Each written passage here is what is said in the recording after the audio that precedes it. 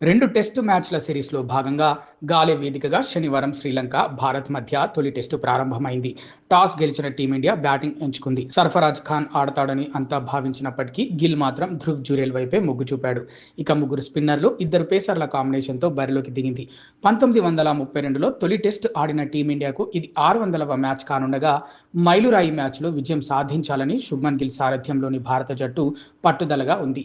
వచ్చే ఏడాది జరగనున్న ప్రపంచ టెస్ట్ ఛాంపియన్షిప్ ఫైనల్కు ముందు టీమిండియా 9 టెస్టులు ఆడనుంది. ఇందులో 7 గెలిస్తే భారత్ నేరుగా తుది పోరుకు అర్హత సాధించనుంది. దీంతో విజయమే లక్ష్యంగా గిల్ సేన బరిలోకి దిగనుంది.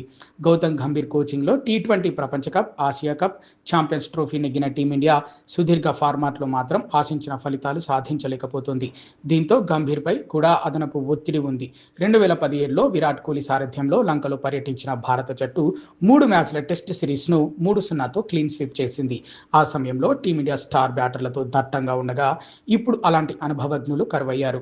ఇక టీమిండియా ప్లేయింగ్ 11 చూస్తే యశస్వి జైస్వాల్, కేఎల్ రాహుల్, శుభ్మన్ గిల్, దేవదత్ పడిక్కల్, రిషబ్ పంత్, రవీంద్ర జడేజా, ధృవ్ జురేల్, కుల్దీప్ యాదవ్, మానవ్ సుతార్, మహమ్మద్ సిరాజ్, ప్రసిద్ధ్ కృష్ణ.